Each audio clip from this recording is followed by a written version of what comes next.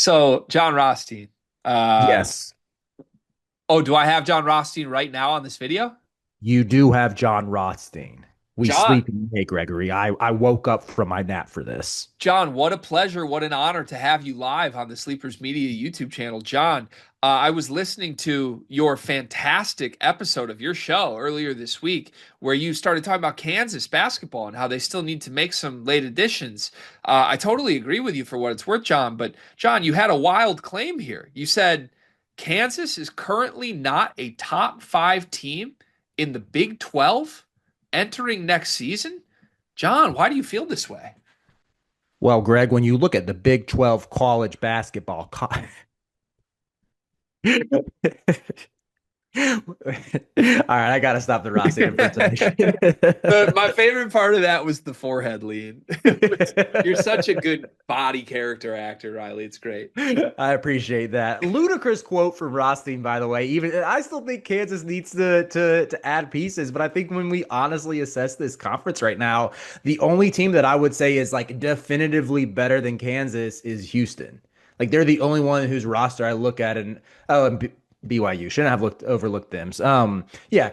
Well, even BYU, you could talk me into at least an argument that Kansas could be better, but I would say like Houston is definitively better. BYU is probably better, but after that, like Texas Tech has question marks, Arizona has question marks, Baylor has a ton of question marks. Like it's not, I don't think it's so dead set with the heavyweights in this league that Bill Self, even if he doesn't add any more big time additions, will be outside of the top five.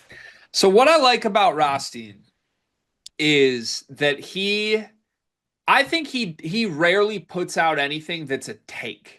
Hmm. Like and I understand we are takes people, so I'm not even anti-takes. Like I like listening to people's takes. That's sports consumption for me.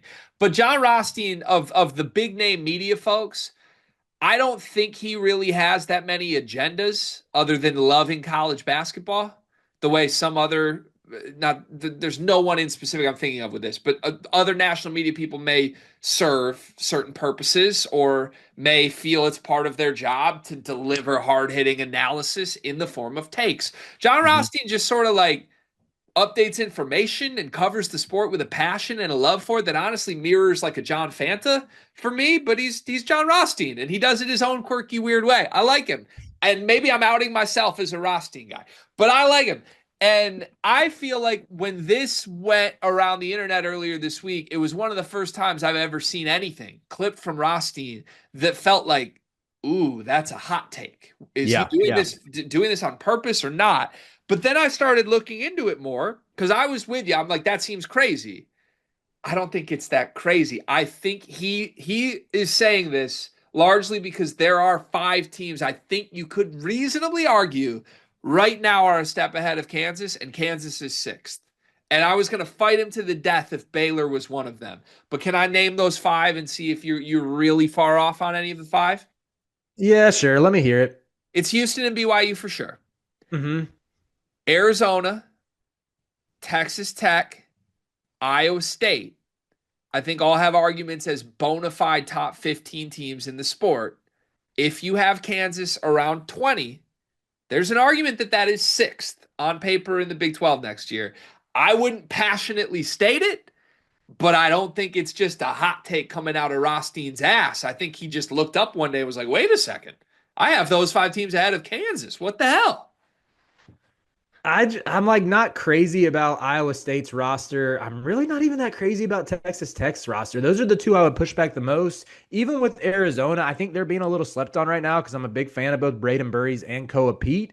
But as of May 22nd, their starting three man is Anthony Del Orso, and it's like I'm not so high on this starting five that I can't see like Bill Self figuring it out or the Dion vision of like Self just building these guys who are good fits around Darren Peterson and Flory Badunga, even if they don't have the star power. Like I don't really think when you look at those last three teams that any of them have a markedly better roster than Kansas, even though Kansas still needs to add a piece. How much of this type of dialogue happening right now is due to the results of the last two seasons for Kansas? Start the year number one, end the year nowhere close. Yeah, I think that's a huge reason behind it. And there's part of me that wonders like does Kansas and Bill Self just need a reset after Hunter Dickinson and AJ Storr this past year and some of the headlines that came with it? Like maybe those guys just weren't a good fit. Maybe there was something like maybe there were just reasons beyond what we see on the court that led to them underachieving. I don't know. Like I don't think that Self lost his fastball in the last 3 years. I think he's still a good recruiter and still a great in-game coach and someone who knows how to build a roster. And it's just like, I mean, Texas Tech to me is one of those teams that's like, how do we get here where everybody's just ready to pencil them in as a top 10 team when like Christian Anderson is great. JT Toppin is one of the five best players in the sport, but you're kind of banking on Juan Watts to be as good, if not better, than Darion Williams. You're leaning on Tyree Bryan, a Santa Clara transfer who averaged 10 points a game last year, to be like Chance McMillan. They still have question marks too. Iowa State is like outside of Lipsy and Momcilovic, Jefferson, like those three are really good, but Lipsy's had injury issues and was up and down. Like Blake Buchanan, I think, is a big downgrade at the five position from what they had last year, even though I think like for the most part, Otts can throw anybody who's 6'11 or taller and get them to be a plus defender. Like I'm just not crazy about that roster or the moves they made either, to where, yeah, I appreciate Rothstein at least like sticking his neck out and giving a take and standing on business, but I just don't agree with it. Yeah. Okay. I think that's fair. I don't know. I'm in between on this because I simultaneously would bet on Bill Self and Darren Peterson and Flory Badunga to finish top five in the Big 12. Like I would take that every time. Those guys are just that good. I buy Bill Self saying that Darren Peterson is like the best talent he's ever coached, which I think that's high praise and not being just thrown out of nowhere. Um, Simultaneously, I think Kansas did a horrendous job with their transfer class. Mhm. Jaden Dawson, Melvin Council, Trey White. I'm sure at minimum two of those three guys are going to be rotation players and be good. It's wildly underwhelming. And anyone that says it's not, I think, is lying. And I think Kansas fans are okay with some unsexy ads based on how much the sexy ads have flopped for them in recent years. But just because sexy ads flopped doesn't mean that unsexy ads are going to be good. That's not how Yeah, this fair. works. If Bill Self can't get AJ Storr and Kevin McCullough to play and Rylan Griffin to play, good luck with Jaden Dawson, man. Like I watched so much Jaden Dawson last year. He's a good player. He's not those guys. He's not. So I think it's fair. Like someone like a Rothstein going on record and being like, Kansas still has work to do, I think is totally fair. Mhm. But I would stop short of saying they're not a top five team because even if they don't land a Dame Sar late or get a Tyron Stokes to reclassify or a Darion Williams late, I would still bet on Darren Peterson to find his way to crack into the top five, which sounds like I'm in alignment with you on. Yeah, I see what you're saying. I mean I get why Rothstein said it. I just I don't really agree with it, and I still feel like it was a little bit couched in like as it stands right now.